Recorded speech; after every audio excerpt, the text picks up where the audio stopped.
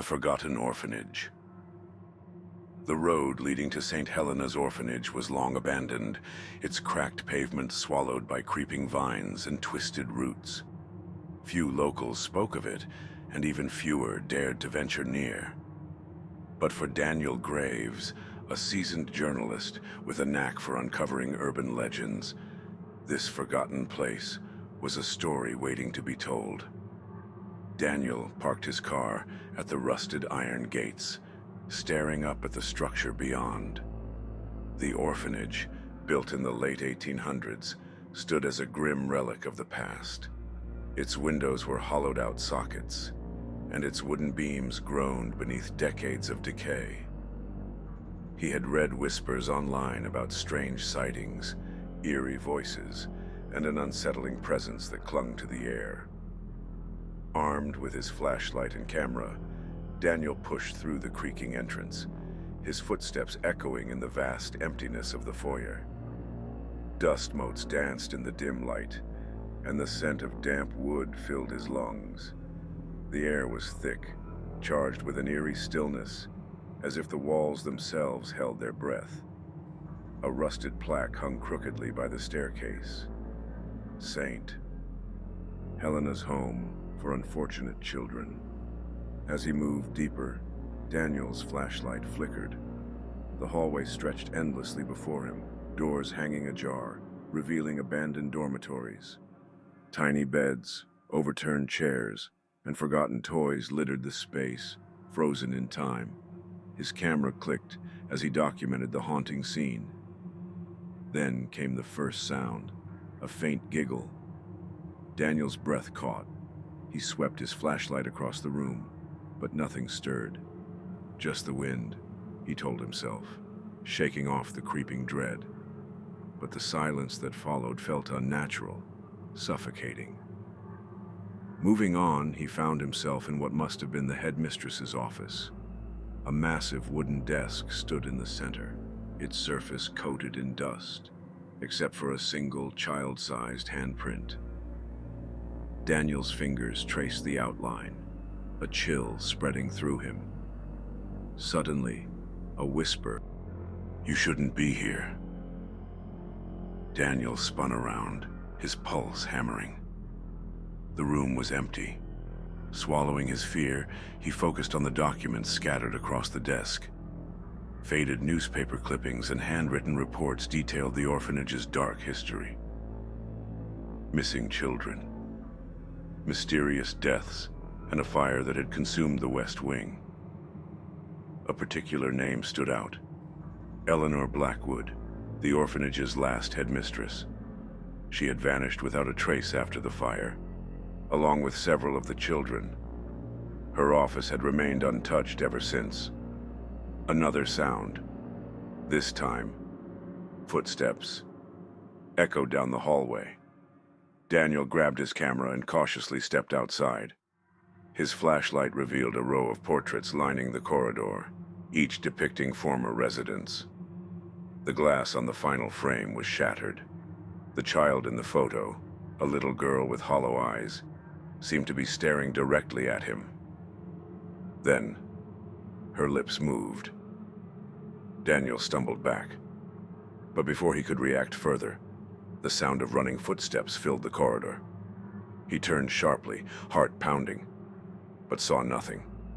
His flashlight flickered again, casting long shadows along the walls. A door creaked open at the end of the hallway. Daniel hesitated, then cautiously approached. The plaque on the door read, "Playroom." Inside, dust-covered dolls sat in a haphazard circle. A single rocking horse swayed gently, creaking as if moved by unseen hands. His camera lens fogged up slightly as a sudden cold enveloped the room. Something was here. The giggle returned, closer this time. Daniel snapped a photo, the flash illuminating the room in a brief burst. And for a fraction of a second, he saw them. Children. Watching from the shadows, their faces pale, their eyes voids of darkness. Then the door slammed shut behind him. Daniel fumbled with the knob, but it refused to budge.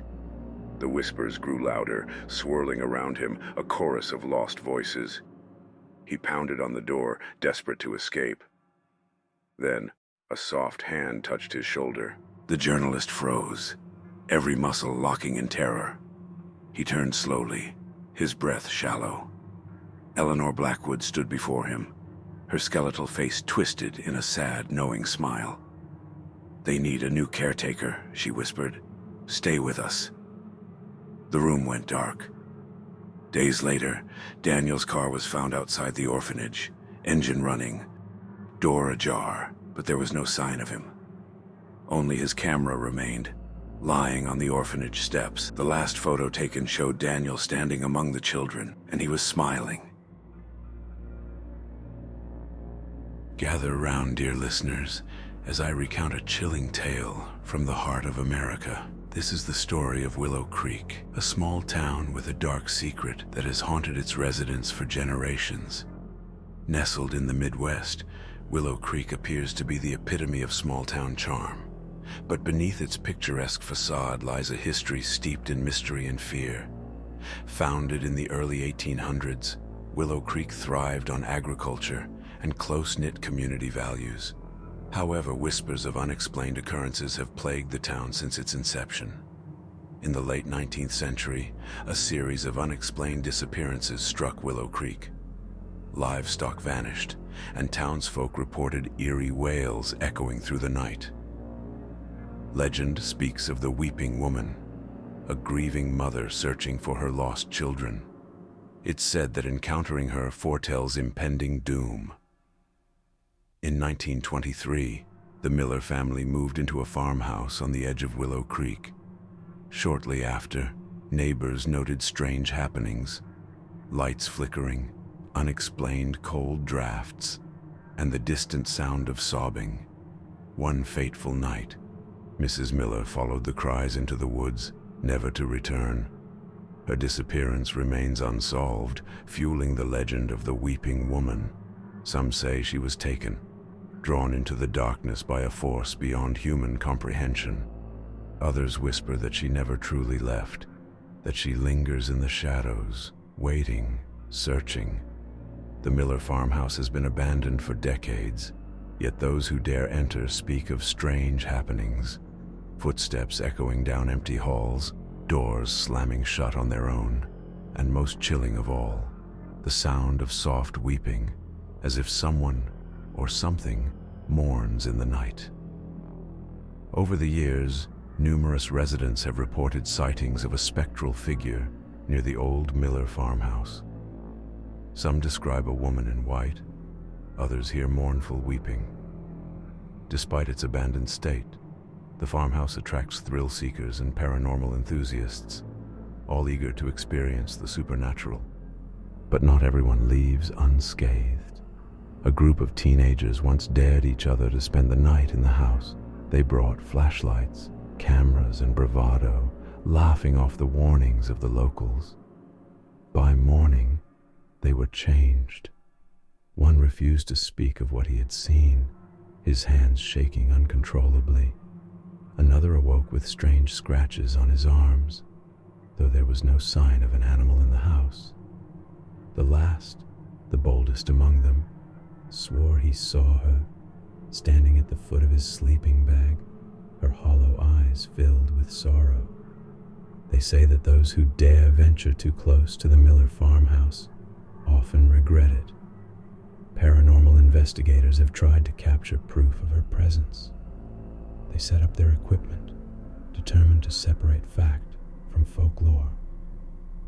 They spent hours in the dark, the air thick with tension. As they moved through the creaking wooden floors, they noticed something chilling.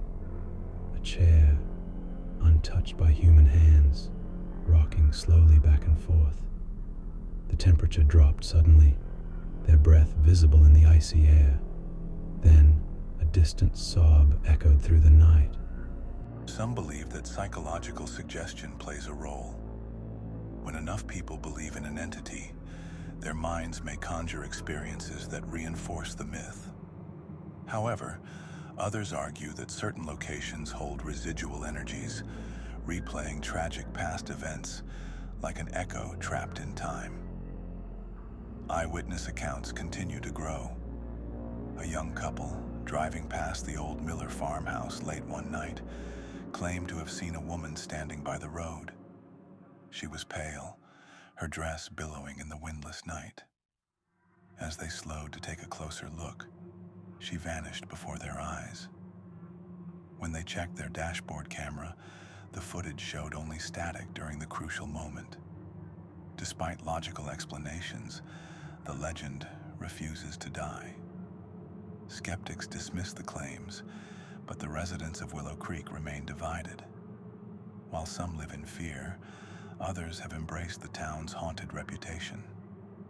Each year, visitors flock to experience the ghost tours and hear first-hand accounts of the weeping woman. Even now, some claim that if you stand outside the Miller farmhouse on a quiet night, you can hear the sound of gentle weeping carried on the wind. Is it merely the rustling of leaves, the distant calls of nocturnal animals? Or is it something else, something lost in time, searching, waiting? And if you listen closely, if you let your mind open to the unknown, you might just hear it too. The sorrow, the loss, the never-ending grief of a mother forever bound to the land where her children were taken. Whether a tale of tragedy or a true haunting, the story of Willow Creek's weeping woman endures. It serves as a reminder of the thin veil between the known and the unknown, the seen and the unseen.